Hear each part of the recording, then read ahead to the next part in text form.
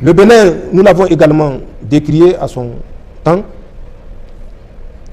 éviter, comme le dit Ali Farka Touré, Allah lui accorde sa rahma, de croire qu'ils peuvent mettre un scorpion dans leur bouche et rester tranquillement assis. Ce n'est pas l'histoire des diables à gifler de Djad Sekou.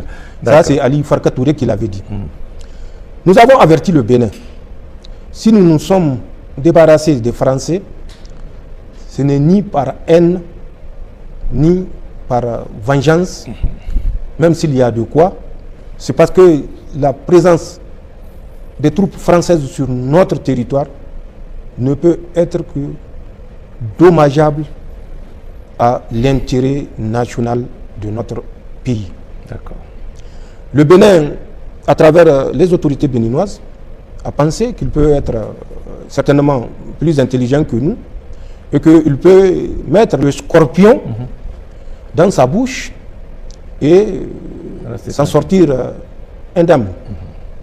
Ils ont accueilli ces troupes de déstabilisation qu'ils ont certainement démenti quand c'était nous qui parlions. Mais quand Macron était sorti pour parler, on ne les a pas entendus. Et eux et le Nigeria, personne, ni même la Côte d'Ivoire.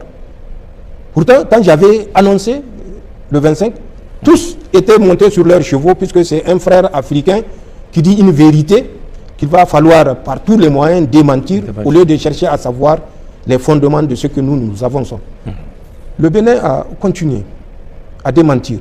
Et d'ailleurs, même après l'intervention de Macron, le Bénin n'a jamais jusqu'ici reconnu qu'il y a ces forces de déstabilisation sur son territoire. Le Bénin a fait mieux. Il a continué à collaborer et renforcer sa coopération. Ça, c'est la décision d'un État souverain. Mais quand on pose un acte, qu'on assume les conséquences de l'acte qu'on pose. Nous avions averti le Bénin bénéficiant d'un contrat de non-agression entre eux et les supplétifs, les troupes auxiliaires néocolonialistes, qui courait jusqu'au 31 décembre de l'année 2024. Quand ce contrat qui avait cours était venu à date, ayant expiré le 31 décembre, vous avez suivi, les attaques ont repris le 8 janvier 2025 de cette année au Bénin, avec d'abord 36 militaires béninois sacrifiés. Par la suite, d'autres attaques ont suivi.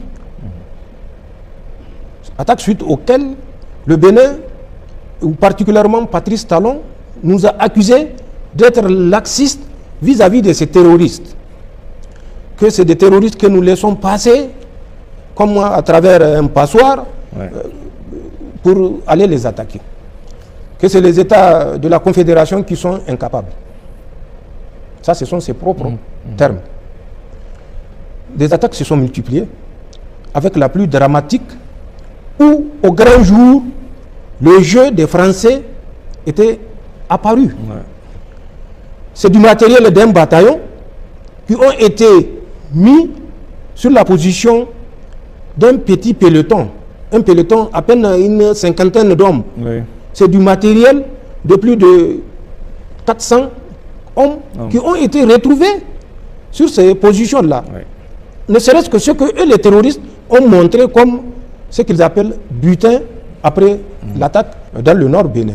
Puisque après cette attaque, le Bénin s'est totalement retiré et des États de l'AES qui laissent le boulevard, c'est devenu le Bénin qui laisse le territoire entre les mains de ces terroristes.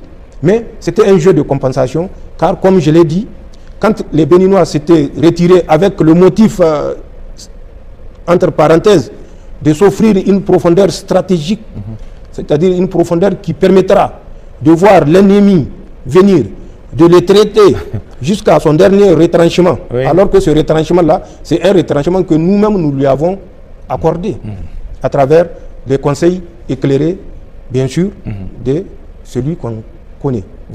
Donc, c'est ce qui se passe.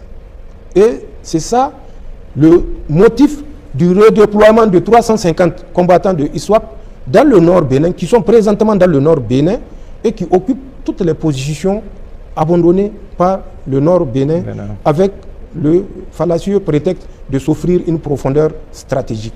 Mais il ne faut pas abuser et utiliser les termes comme des perroquets. Pour qu'un pays puisse s'offrir une profondeur stratégique, il faut que ce pays-là soit capable de s'assurer physiquement cette profondeur stratégique.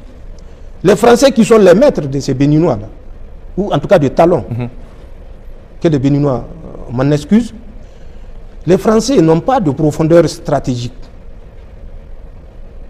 Remontons à la Deuxième Guerre mondiale, juste la Deuxième Guerre mondiale. En combien de jours les troupes allemandes ont marché sur Paris, à travers les Ardennes, la fameuse ligne Maginot? Les Français n'ont pas de profondeur stratégique.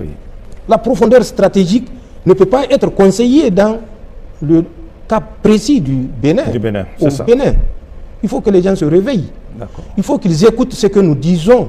Il faut qu'ils agissent en conséquence. Nous n'avons rien contre le Bénin. Nous n'aurons rien contre le Bénin parce que nous savons que nous formons un seul peuple. Si Patrice Talon pense que en sacrifiant des Béninois, il peut s'offrir un troisième mandat, c'est son choix. Mais nous, c'est notre choix également de faire la résistance et de révéler les enjeux géostratégiques à nos populations pour qu'elles comprennent ce qui se passe et éviter de se faire manipuler. C'est ça la situation qui se passe au Bénin. Et c'est ça qui est regrettable par rapport à ce qui se passe au Bénin, puisque au Bénin, comme au Niger, comme au Burkina, comme au Mali, c'est les forces de défense et de sécurité qui ne sont pas tombées du ciel, qui sont des fils de la nation, qui meurent. C'est des populations innocentes qui sont tuées chaque jour. Et c'est pourquoi nous appelons ces pays africains qui sont encore aveugles de se réveiller. Il est temps de se réveiller. Il est temps de mettre fin à cette collaboration servile. Comme les appelait son Excellence Ibrahim Traoré, les esclaves du salon. Ils doivent libérer le salon. Leur séjour prolongé dans le salon ne peut que nuire à leur pays. Il faut qu'on arrête ça. Nous avons la capacité de l'arrêter, qu'elle soit intellectuelle, humaine ou matérielle. Nous avons toutes les ressources.